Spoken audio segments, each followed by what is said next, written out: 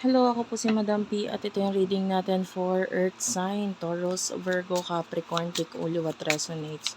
Para dun sa mga gustong magpabook ng personal reading, Madam P TV, yan yung isearch mo sa Facebook, hashtag Madam P TV. Ayan, lalabas na yung Facebook page namin na Madam P.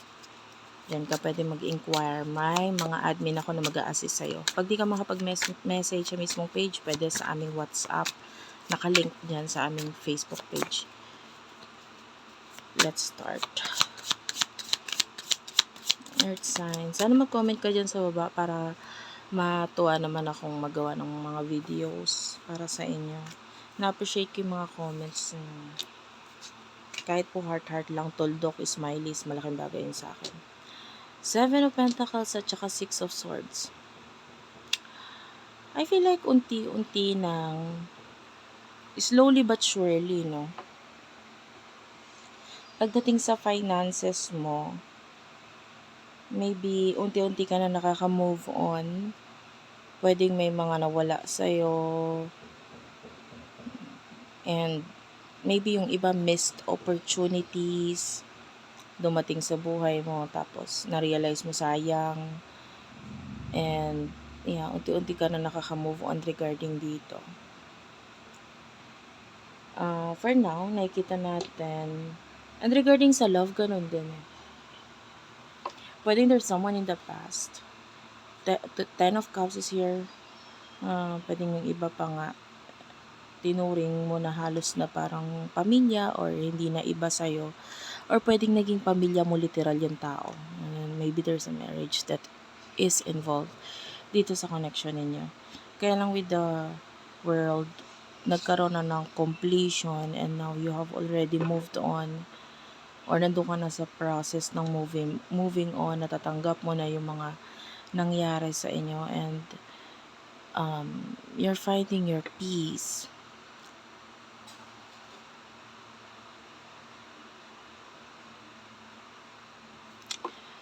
Sa person nakakonect mo sa inyo to, main energy niya.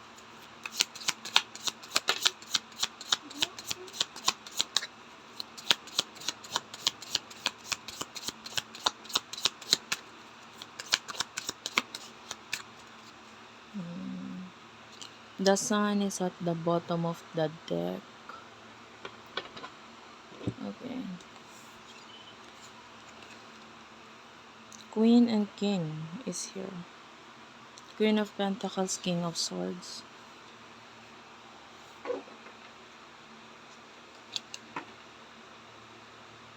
Pwedeng nasa mataas na position tong taong to. Kung hindi man, maybe someone working in the government or maybe business.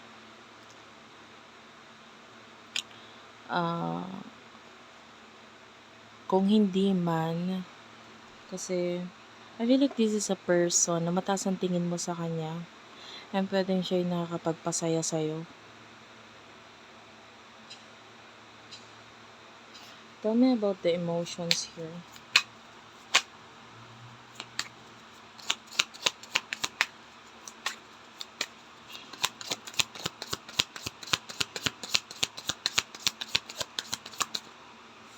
The Star. And Karma.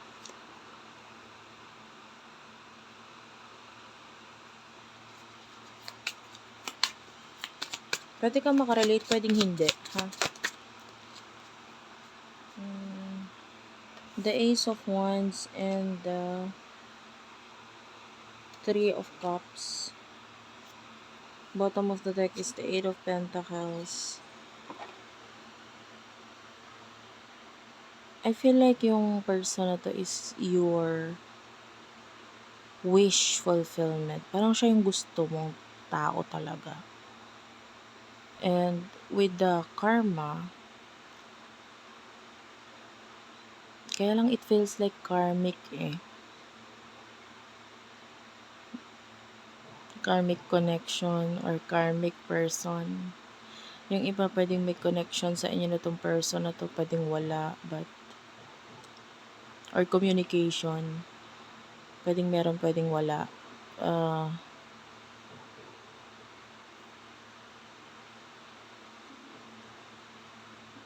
nahuhumaling ka sa kanya. Yun nakikita natin. Kasi meron siya ng mga bagay na gusto mo.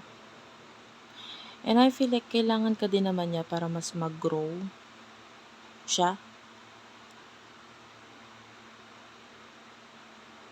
Physically attracted ka talaga sa person na to, and I feel like hindi lang ikaw, talagang attractive kasi siyang tao. May ano siya, angking charm na may iba pang nakikita natin na nakikita din yon. But with the Ace of Wands,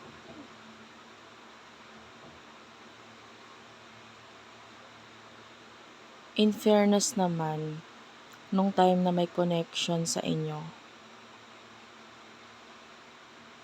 yung iba hanggang ngayon may connection pa rin naman, no? Mas lalo siya nagbo-bloom dahil mo. Kumbaga malaki ang naitutulong mo para ma-achieve niya yung mga bagay na yon. Appreciation at saka respeto ng ibang tao sa kanya. I don't know kung sa paanong paraan. Yung iba sa inyo, as simple as yung advice mo, or maybe you two are friends, no, at the same time. And may mga sinishare ka sa kanya na knowledge kung paano mas magiging mas maganda or pogi or ano yung mas makakatulong para mas mag-grow siya. The Three of Cups, kung may connection na sa inyo, kung still may connection pa sa inyo, gusto ng person na to na magkaroon ng deeper level of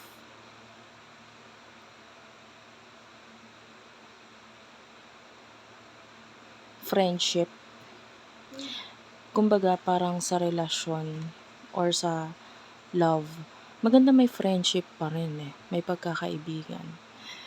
Kasi sabihin na natin, no, lalo na kung nasa mataas na posisyon na siya at may mga mapapatunayan na siya sa buhay,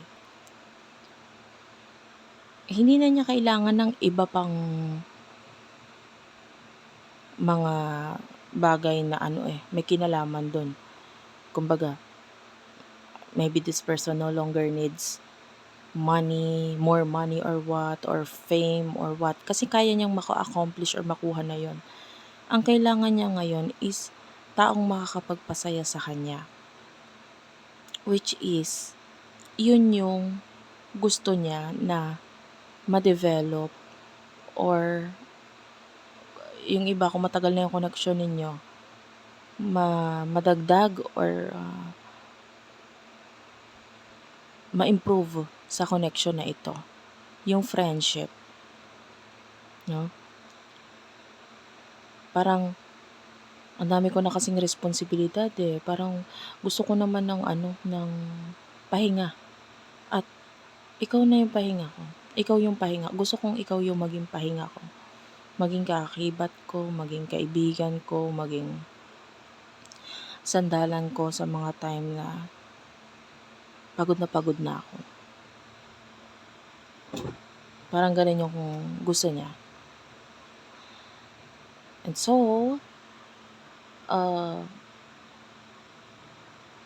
kasi yung iba sa inyo, ang baba ng tingin mo sa sarili mo kasi pag titingnan mo yung level ninyo, I mean, that's the king and queen there. So, pwedeng sobrang taas ng tingin mo sa kanya. Pero siya, hindi naman mababa tingin niya sa'yo. Pero nakikita ka niya as someone na sa ngayon kailangan ko. Parang ganun. Kailangan kita. Kasi kailangan ko ng pahinga. At gusto ko ikaw yung maging pahinga ko.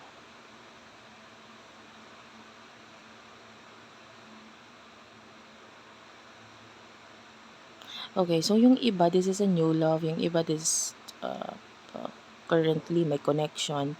So, bahala ka na kung paano mo ilalagay ang sarili mo sa sitwasyon. So, Punta tayo sa future.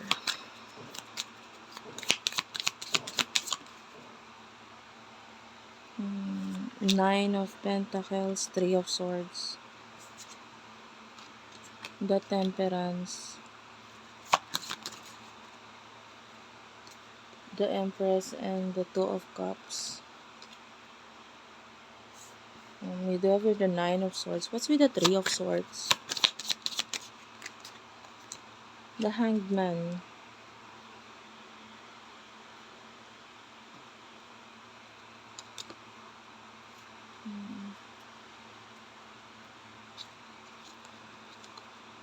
Four of Wands.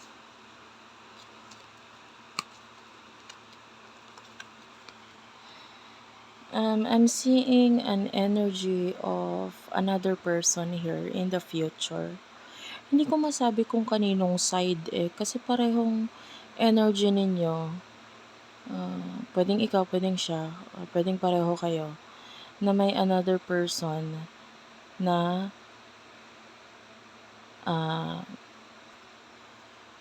dadating or magiging involved dito sa connection na to.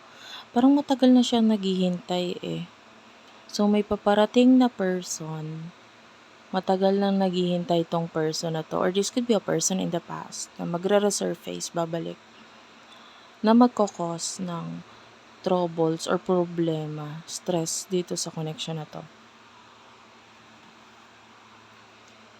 Why? Kasi yung iba sa inyo, lalo na kung may connection na sa inyo or relasyon, nandun yung pwede magkaroon ng confusion ka. Mako-confuse ka dito. 'Di ba?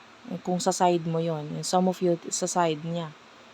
Whoever this person na may paparating na another person na kakonect, nandun yung mako-confuse yung energy kasi ano ba to? Sino ba dapat piliin ko? Ano ba dapat gawin ko? Etc.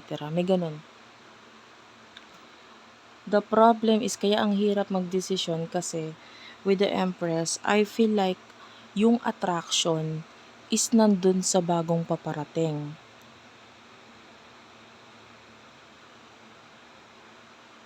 Diba? For example, kasi hindi ko mailagay kung paano ko ilalagay yun kasi pareho kang nakukuha sa energy ninyo. So for example, sa kanya na lang For example, siya yung may dumating na person sa kanya. Attracted siya doon sa person na yun physically. Physical attraction. And so, sa part mo, of course, masakit yon or mahirap yon dahil nag-invest ka na ng kahit papano ng feelings at saka gusto mo tong person talaga na to. Mataas ang tingin mo sa kanya. Although may times talaga bumababa tingin mo sa sarili mo, pero mas lalo dahil dito sa pagdating nitong person na to, dahil somehow mako-compare mo yung sarili mo dun sa person na paparating and masasabi mo mas, kung titingnan mo, mas match talaga sila nung person na yon. And this person is matagal na naghihintay or nasa ano lang talaga, pedestal.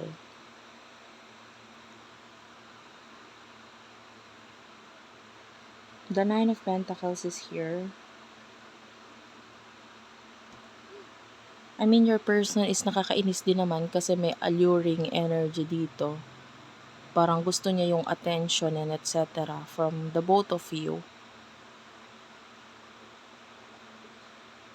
Nagugustuhan niya yung attention and something is going to grow dito sa person mo through the help of this person na paparating. Okay? So, kung sa side mo yon, it could be you na may mag-grow sa'yo through the help of this person. Tapos, of course, yung sinabi kong feelings mo kanina, that could be the feelings na pwedeng maramdaman nitong person mo naman. Kumbaga, mas mako-compare niya ay mas close sila nung taong yon or mas parang mas possible na sila yung maging magka-connect, etc. So, nandun yung ano talaga, selos. It's like a love triangle kind of energy.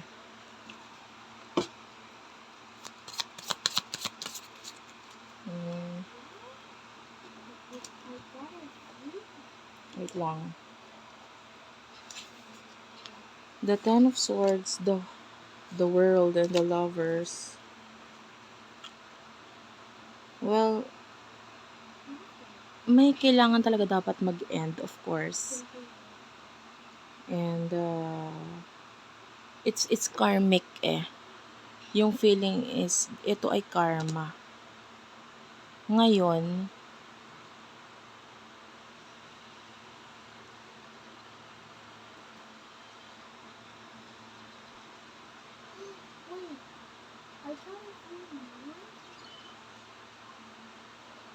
there's a relationship or connection, partnership, or relasyon na parang marami ng lesson na natutunan doon. Dapat na siyang i-end.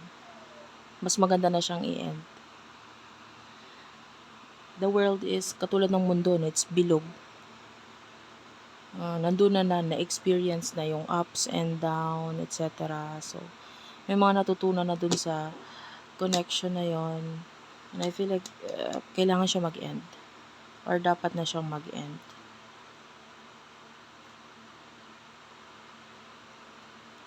Para, if this is a side mo, for example, may dumating na person sa'yo, the Ace of Cups, para itong new person na to, is ma-reveal niya kung ano talaga yung intention niya. Kasi with the Four of Swords, tendency din naman na hindi siya maging open pagdating sa intention niya or emotions niya. Dahil hindi pa naman completely nag-e-end yung connection mo dun sa isa. So that's it for now. Thank you for watching. Sana hindi ka naguluhan. Kasi as much as possible, tinry kong ma-deliver ng maayos. Ingat ka palagi. Maraming salamat and bye-bye.